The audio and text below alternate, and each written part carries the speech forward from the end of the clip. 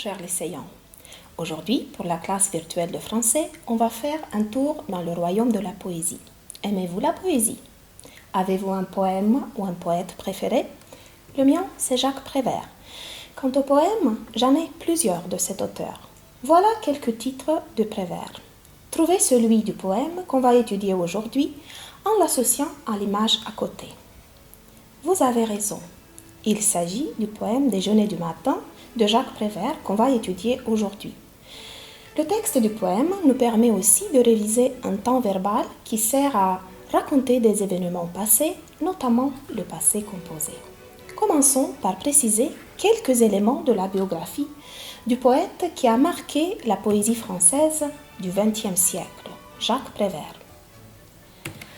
Jacques Prévert a été un poète et scénariste français du XXe siècle très populaire dès son vivant, car il a écrit pour le peuple, c'est-à-dire pour tous. Une poésie écrite pour tous suppose l'utilisation d'un langage courant, des thèmes du quotidien comme l'enfance, la famille, la guerre, le peuple et d'autres, et suppose l'utilisation de procédés ludiques dans la poésie comme jeu de mots ou l'humour. Je crois que vous avez remarqué l'humour et le jeu de mots dans le titre « Être ange, c'est étrange ». Le poème que nous allons étudier, Déjeuner du matin, fait partie du recueil Paroles publié en 1946.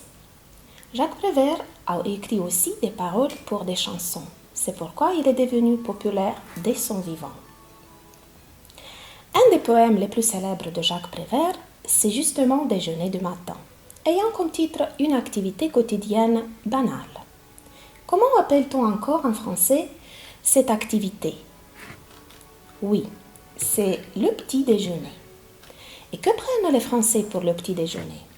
Ils mangent des croissants, de la confiture, des fruits. Ils boivent du jus, du café au lait, avec ou sans sucre. Vous êtes curieux de savoir si dans la poésie, il s'agira de ces aliments? Découvrons. Avant d'écouter, je vous propose de regarder des images et de répondre aux questions. Qu'est-ce que vous voyez et qu'est-ce qui se passe dans ces images? Alors, dans la première image, vous voyez quelqu'un qui met du café dans une tasse. Dans la suivante, quelqu'un met du lait dans le café. Dans la troisième, quelqu'un met du sucre dans le café. Une autre série d'images concentrées sur l'activité de fumer. Mais précisons des détails. Dans la première image, quelqu'un allume une cigarette. Dans la deuxième, on peut dire qu'il fume, mais en vérité, il s'agit d'une action faire des ronds de fumée. Et dans la troisième image, vous avez un objet qui sert à accumuler des cendres et des mégots, c'est-à-dire des restes des cigarettes. Ce récipient s'appelle un cendrier. Une autre série d'images, vous voyez quelqu'un qui met son chapeau, quelqu'un qui met son manteau de pluie, enfin quelqu'un qui part sous la pluie. Et dans la dernière image, il y a quelqu'un qui pleure la tête dans ses mains. Voilà, maintenant vous êtes prêts à écouter le poème Déjeuner du matin récité par un artiste français. Lors de l'écoute, essayez de trouver des réponses, les indices principaux de l'histoire racontée en répondant aux questions de l'étoile. Qui, où, quand, quoi, comment. Oui, ce poème raconte bien une histoire. Écoutez.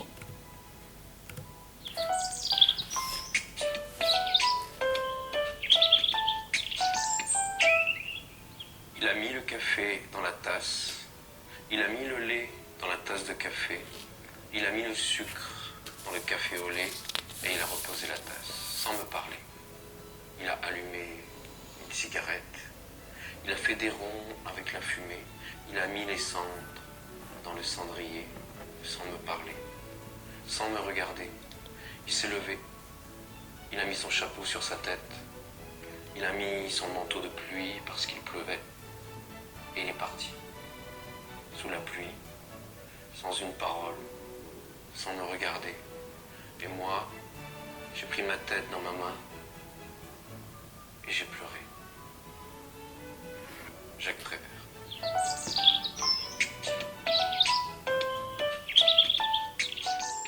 Quelle impression vous a laissé cette récitation? Que sentez-vous après l'écoute de ce poème? De la joie, de la tristesse, de l'incompréhension? Voyons maintenant les réponses aux questions de l'étoile. Vous avez le support écrit pour compléter vos réponses. La première question, qui? Dans le texte du poème, on a les indicateurs il, on peut supposer qu'il s'agit d'un homme, et je, qui est le narrateur, celui qui raconte l'histoire, on peut supposer qu'il s'agit d'une femme. Où? On n'a pas beaucoup d'indices sur le lieu où se passe l'action, mais d'après les actions, on peut se rendre compte qu'elle se passe à l'intérieur, dans une maison, un appartement, une chambre ou même peut-être dans un café. Quand?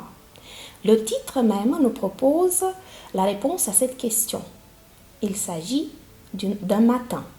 Mais le texte du poème nous donne des indices supplémentaires. Il s'agit d'un matin pluvieux parce que nous avons l'action à l'imparfait. Il pleuvait et il est parti sous la pluie. Attention ici à ne pas confondre le verbe pleuvoir à l'imparfait et le verbe pleurer. Nous avons il pleuvait, elle pleurait. Un petit secret. Rappelez-vous du R des larmes pour le verbe pleurer. Continuons. Quoi? Pour répondre à cette question, remettez tout d'abord ces événements dans l'ordre. Quelle a été la première action du poème? Il a mis le café dans la tasse. Ensuite, il a allumé une cigarette. Qu'est-ce qu'il a fait après? Il a mis son chapeau, il a mis son manteau. Finalement, il est parti. Et la dernière action du poème, j'ai pleuré. À partir de cette activité, on peut résumer le poème de la façon suivante. Il boit une tasse de café au lait, fume une cigarette, met ses vêtements et s'en va. Elle reste et pleure la tête dans sa main. Et la dernière question, comment? Comment est-ce qu'il fait toutes ces actions? Sans lui parler, sans la regarder, sans une parole. L'activité suivante permettra une compréhension affinée du texte.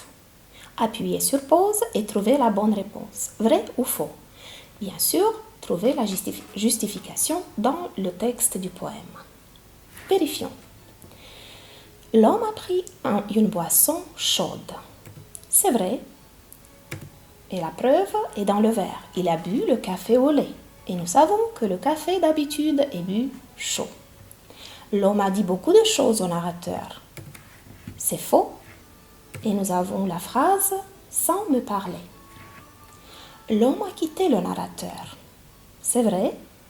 Et nous avons « et il est parti ». Le temps faisait mauvais. C'est vrai aussi parce qu'il pleuvait. Le vers de la poésie. Le narrateur est très content. Faux parce que nous voyons que le narrateur à la fin pleure et pleurer n'exprime pas le contentement ou la satisfaction. Continuons.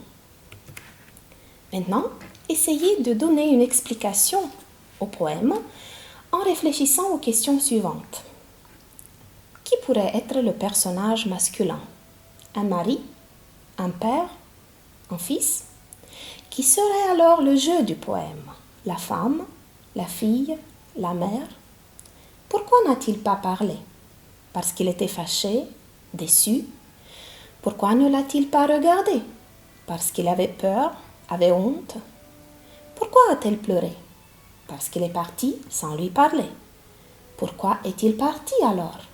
Parce qu'ils se sont disputés, séparés, à cause des problèmes familiaux. Peu importe le scénario ou l'interprétation que vous choisiriez.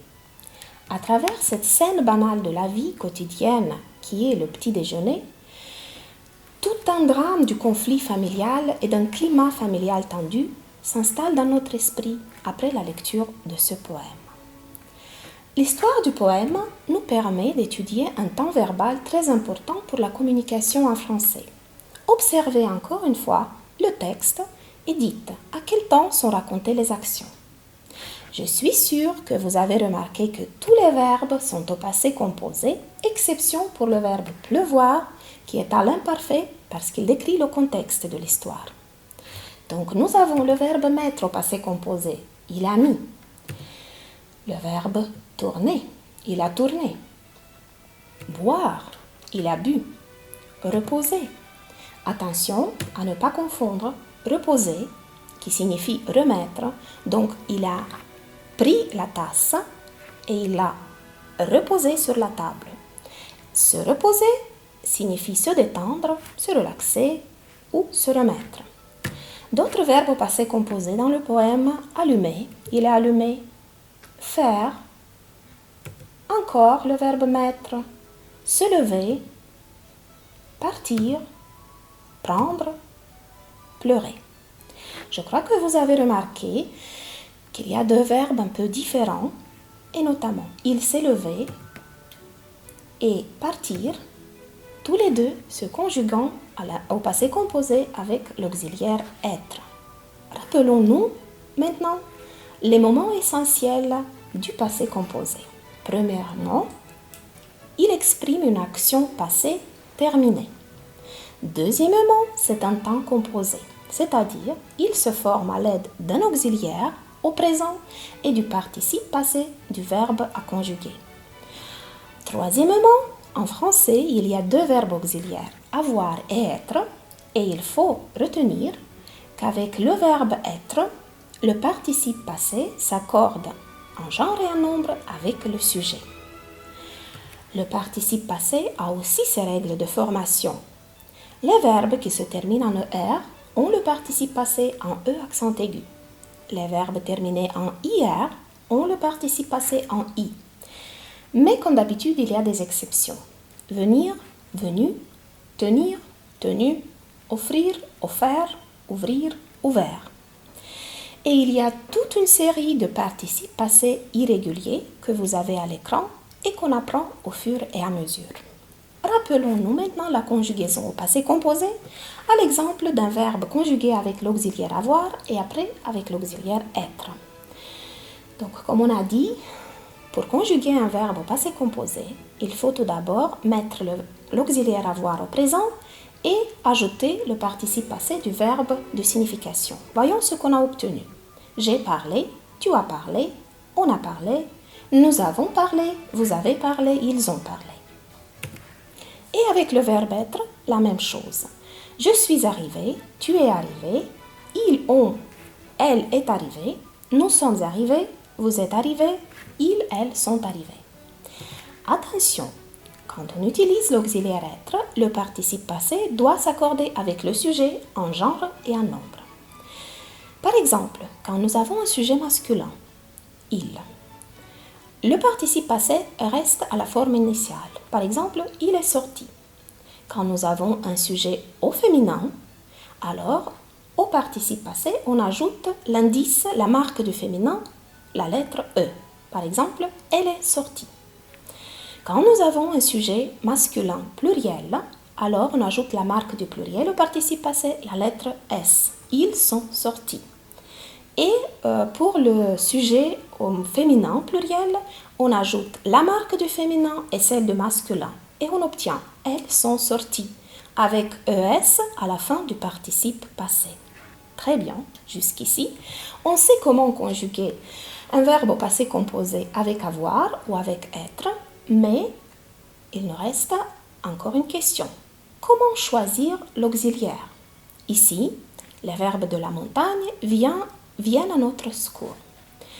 Donc en français, il y a une catégorie de verbes dits verbes de mouvement qui se conjuguent au temps composé avec l'auxiliaire être. Ces verbes sont naître, venir, arriver, monter, passer, entrer, rester, sortir, retourner, descendre, tomber, partir, aller, mourir et quelques de leurs dérivés. Par exemple, revenir, remonter, rentrer, renaître et d'autres. Il y a encore une catégorie de verbes qui se conjuguent au temps composé avec l'auxiliaire être, ce sont les verbes pronominaux. Par exemple, se réveiller, se reposer, se lever, se promener et encore d'autres. Voilà en gros ce dont vous avez besoin pour bien raconter au passé.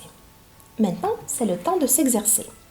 Appuyez sur pause et faites les exercices. Puis, vérifiez.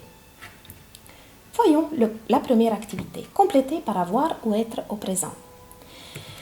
J'ai vu un bon film. Ils sont allés au stade. Vous observez l'accord du participe passé. Aller, on a ajouté le S du pluriel. Nous avons mangé des gâteaux délicieux. Vous êtes rentré tôt. Il est parti pour la France. Tu as compris l'explication? Ils sont venus tous au concert. Elle n'a pas pris son manteau. Vous avez fait un bon choix. Moi et mon ami, nous sommes nés le même jour. Ils ont fini à temps leur projet. Ce matin, je suis arrivée en retard à mon travail. Et la deuxième activité, conjuguer les verbes entre parenthèses au passé composé. Nous avons mis nos beaux costumes pour le mariage de notre cousine. Il a lu cette invitation plusieurs fois. Le maire a félicité les fiancés. Vous avez pris le bus pour ne pas être en retard. Bravo! Parfois, on a besoin de dire ce qu'on n'a pas fait. Alors, la négation encadre l'auxiliaire. Par exemple, je n'ai pas aimé le café que j'ai goûté lors de cette dégustation. Nous ne sommes pas allés à la plage le week-end dernier parce qu'il pleuvait. L'exercice suivant vous permettra de vous exercer à la négation au passé composé. Donc, répondez aux questions en mettant le premier verbe à la forme négative et le deuxième à la forme affirmative. Est-ce qu'ils sont venus à midi? Non, ils ne sont pas venus à midi. Ils sont arrivés le soir. Tu es descendu dans le jardin? Non, je ne suis pas descendu dans le jardin. Je suis resté sur la terrasse. Elles sont montées au premier étage? Non, elles ne sont pas montées au premier étage. Elles sont sorties dans le jardin. Est-elle sortie de sa chambre? Non, elle n'est pas sortie. Elle y est restée tout l'après-midi. Très bien. On a bien travaillé aujourd'hui. Mes félicitations. On a étudié un beau poème français et le passé composé. Il ne me reste qu'à vous proposer de réciter le poème au moins aussi bien que l'artiste français ou peut-être de créer vous-même un poème à la manière de Jacques Prévert. Pourquoi pas? Bonne inspiration et à la prochaine.